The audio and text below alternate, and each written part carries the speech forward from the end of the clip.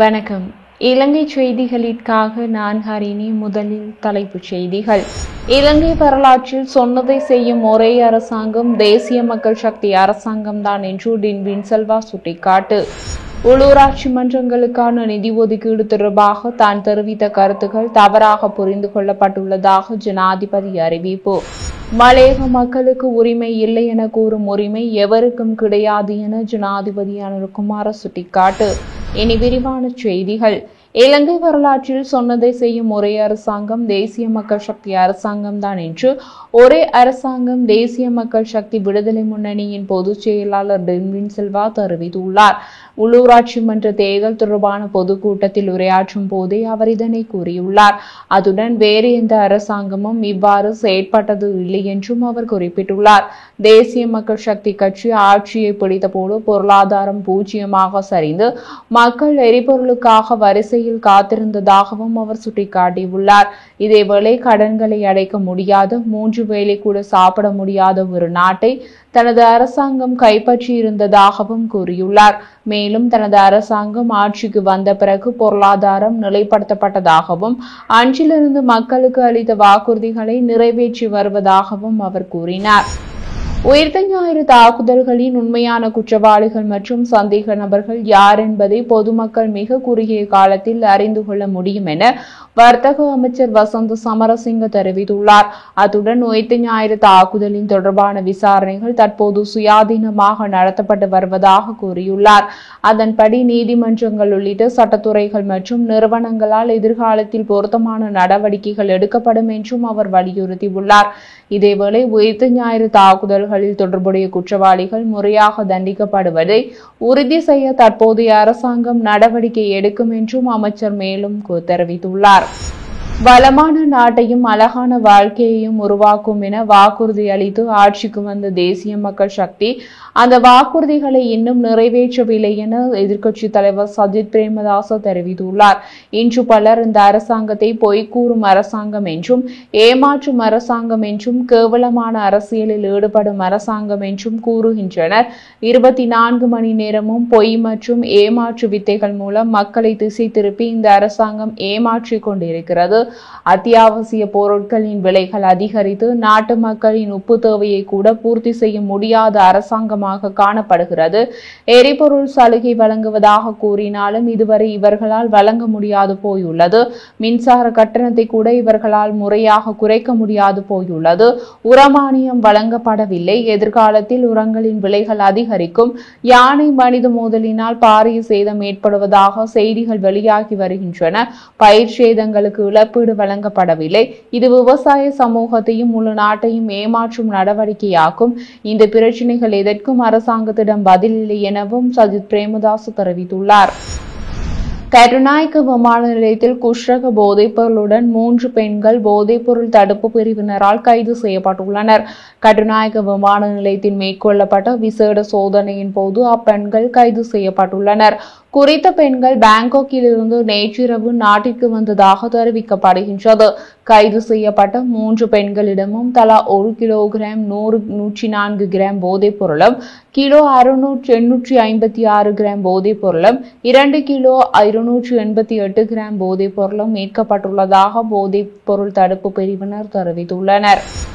அவதூறு, பாசாங்கு மற்றும் பொறாமையின் அடிப்படையில் மற்றொரு நபரை அவமதித்து அரசியலில் ஈடுபடுவதன் மூலம் ஒரு நாட்டை முன்னோக்கி நகர்த்த முடியாது என சர்வஜன அதிகாரத்தின் தலைவருமான திலீப் ஜெயபீர தெரிவித்துள்ளார்.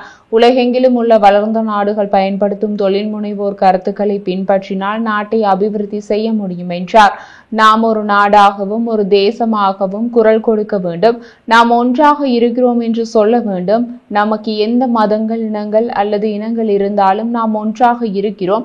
இந்த தேர்தலுக்கு பிறகு நாங்கள் தொடரவிருக்கும் சர்வஜன சபைகள் மூலம் உங்கள் கிராமத்தில் நீங்கள் உணரக்கூடிய மாற்றத்தையும், நீங்கள் பிரதிநிதித்துவப்படுத்தும் உங்கள் தொகுதியில் உள்ள மக்களுக்கும் உணரக்கூடிய மாற்றத்தையும் நாம் உருவாக்க முடியும் என்று நம்பிக்கையுடன் கூற முடியும். அவர்கள் உங்களை மதிக்கும் வகையில் நாம் ஒரு மாற்றத்தை ஏற்படுத்த செயல்படுத்த முடியும். நாம் அதை உதாரணமாக செய்ய வேண்டும். அப்போதுதான் இந்த நாடு மீண்டு எழ முடியும். இந்த நாட்டை முன்னேற்ற வேறு வழிகள் இல்லை.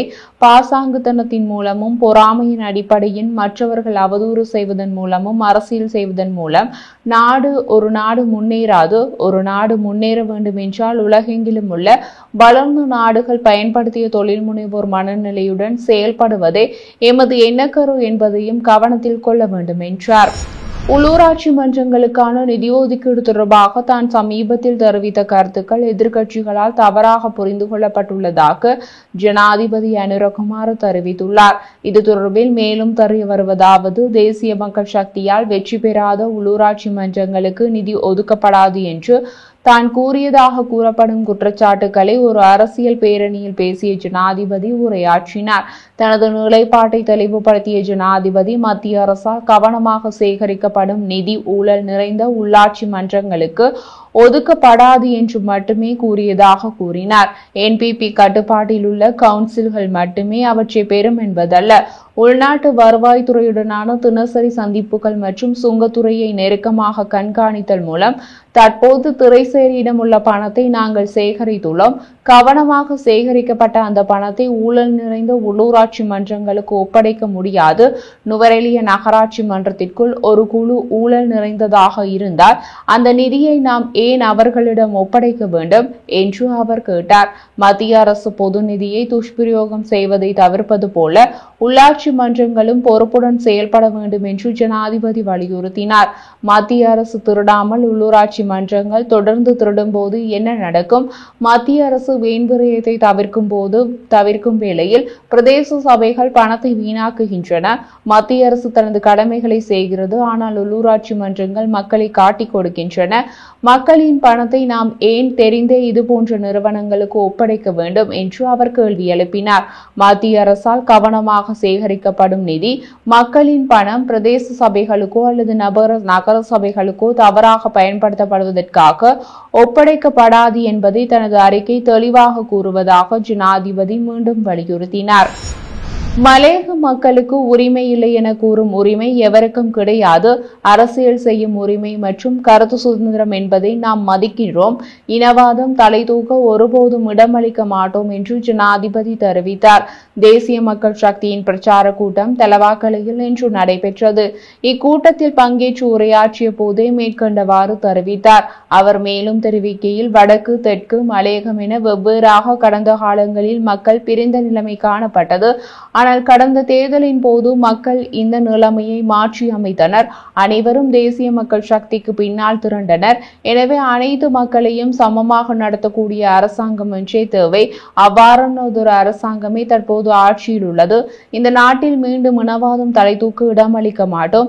இனவாதத்தை தோற்கடிப்பதற்கு நாட்டில் தற்போதுள்ள சட்டங்கள் போதவில்லை எனில் புதிய சட்டங்களை இயக்கியாவது இனவாத அரசியல் தோற்கப்படும்.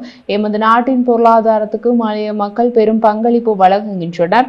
தமது உயிரை கூட இந்நாட்டின் மண்ணுக்காக உரமாக்கி உள்ளனர் என்றார். உயிர்த்த ஞாயிறு தாக்குதல்கள் முதல் பழைய விசாரணைகள் மீண்டும் தொடங்கப்பட்டுள்ள நிலையில் மகா ஆச்சரியமாக பிள்ளையான் பற்றி அரசியல் பிரபலங்கள் பலரும் பேச தொடங்கியுள்ளார்கள்.